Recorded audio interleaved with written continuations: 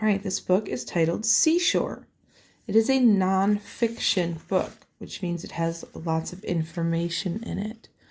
The person who wrote the words is Lucy Beckett Bowman, and the book itself, the pictures were, it says illustrated by Patrice Danera, and the book was put together also by Caroline Sputz. So they took real information and they put the book together. This is the table of contents. It tells you all of the topics that are in the story. So the first section is beside the sea. The seashore is where the land meets the sea. There are different types of seashores all over the world. This is a sandy beach. Sand is made from pieces of rock and shell that is broken down into teeny tiny bits. Turning tides. When the seashore is covered with water, it is called high tide. When the shore is bare, it is called low tide.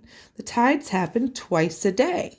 Plants and animals live high up on the seashore. They can live in the water and out of the water, so they can survive the tides. At low tide, most of the shore is uncovered. Some of the parts are always underwater. I like walking the beach at low and high tides to see the differences. You'll see rocky pools at low tide. The water is left between the rocks. Sometimes you'll see sea life down in those pools.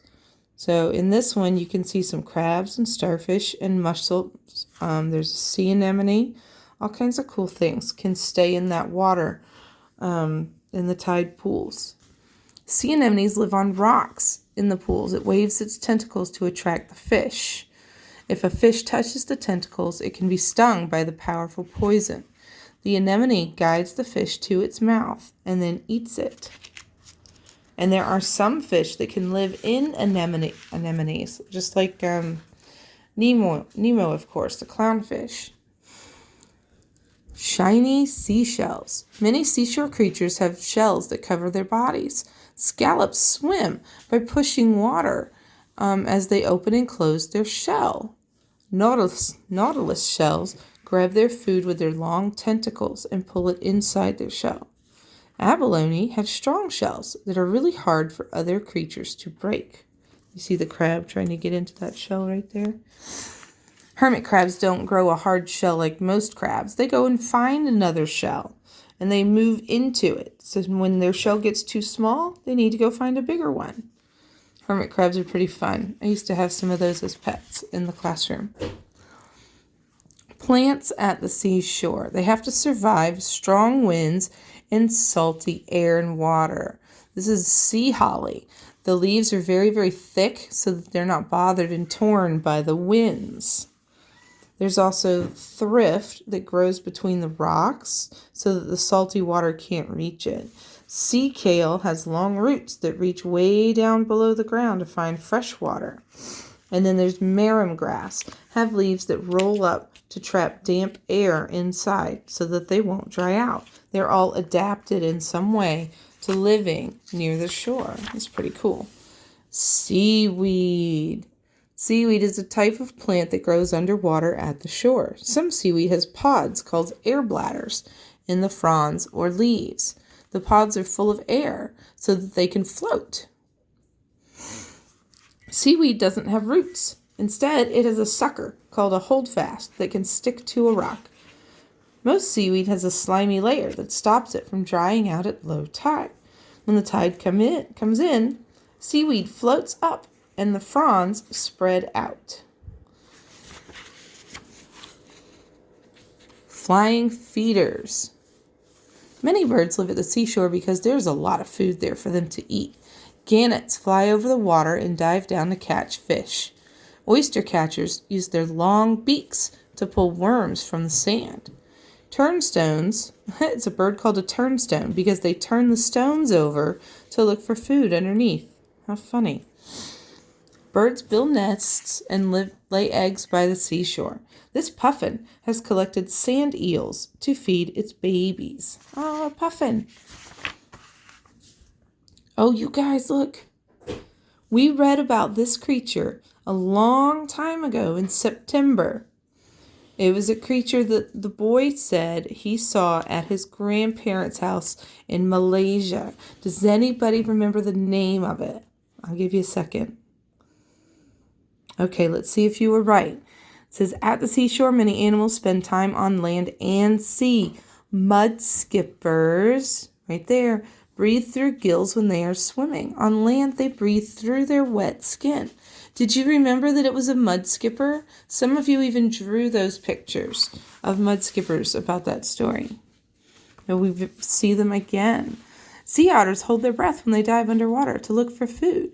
The otter picks up a mussel. A mussel is a type of shelled creature. It's got two shells that keep it closed. And then it finds a large stone. It swims to the surface and balances the stone and the shell on its tummy. And then the otter smashes the shell against the stone to open it up and eat it. Very clever. In the ocean, you need to stay safe. This talks about staying safe. Creatures that live near the seashore have different ways of protecting themselves. Sea urchins are covered with spines. This makes it hard to eat the sea urchin and hard to attack it. A stonefish body is patterned to look like a rock. That helps it to, what's the word when you hide? Camouflage. Good job. An octopus sprays black ink to stop other creatures from seeing or smelling it. They have their own little hidden cloak and then they could swim away. Oh my gosh, what's that, you guys? Look at that fish. It's a pufferfish. When a pufferfish is in danger, it sucks in a lot of water to make itself bigger. Little babies on the beach. Look at that. Most sea turtles spend their lives swimming in the sea, but they come onto a beach to lay their eggs. This is a mother turtle. She'll dig a hole in the sand. She lays about 100 eggs in the hole, and then she buries those eggs. Then the sea turtles will eventually dig their way out of the sand and make their way to the ocean, to the sea. They can live up to 100 years. Making waves. Have you ever wondered what makes the water have waves at the beach? It says waves are caused by wind blowing across the surface of the water. On a calm day, the wind blows gently and small waves ripple across the water. When it is stormy, the strong wind makes huge waves crash onto the shore. It says over many years, the waves carve away the land, leaving shapes in the cliffs. The huge rocks in the sea used to be part of this land, but when the waves wore away at everything else, those rocks remained. Coral reefs. Coral reefs are under the water. In some hot parts of the world, large reefs of coral grow in shallow water by the seashore. Corals grow in different shapes. Some have branching fingers, and some are flat like a plate. Look at that one. Lionfish hang out and hunt in the coral reefs. They trap little fish against the coral with their strong fins. Parrots eat coral. They have special teeth that look like a hard rock beak. So did they actually tell you? So coral are teeny tiny creatures. And they actually build their houses out of this material. And the coral stays even if the tiny little creature that made it dies. And that's how it builds up and up and up and up. Coral reefs can be very beautiful, and lots of animals live where coral reefs are because they're secure and they have a lot of food and provisions around them. It says cool coasts. Some seashores are very cold. The creatures that live there have special ways of coping with the freezing sea. Seals have a thick layer of fat called blubber under their fur. This keeps their bodies warm. Blubber covers their whole body except their head and flippers. Penguins dive into the icy sea to hunt for food. They must keep swimming or they will freeze. Their body is covered in oily feathers that keep water out. And penguins also have blubber. Whoa, you guys, look at that. It says seashore creatures. There are lots of interesting things that get washed up onto the seashore. This is a man of war. It's like a jellyfish. It has very long tentacles. It has an air bladder. It's got basically like a balloon on its body so that this part can float. The man of war has been blown on to a beach by strong winds. It's such a beautiful creatures. But do you want to touch this? Absolutely not. These can still sting you.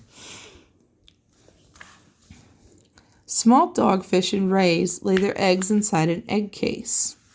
So if you see one of these that's washed up on shore, you want to make sure it's empty because creatures can live in those. That's how they lay their babies. It doesn't look like a chicken egg, but it's a type of egg that certain fish can lay. What is that? Yeah, sand dollar. It's the shell of a round, flat sea urchin. They look a little bit like coins. Whelks lay lots of eggs in egg cases. When they are empty, they look like this. On the seabed, precious pearls grow inside oyster shells. They can be very rare to find. And that is that the last page? There's a page there we go. This is, of course, a glossary, and it tells you all those different words that we learned in this book. So if there's a word you don't know, you can pause it on this page, and you can find it and read it, and you'll understand what it is. Or you can have a parent read it to you. All right, guys, I hope you enjoyed learning a little bit more about the seashore. I like that book. It's got a lot of good information on it. All right, I'll talk to you a little bit later. Bye, guys. Bye. Yes, Reese. Bye.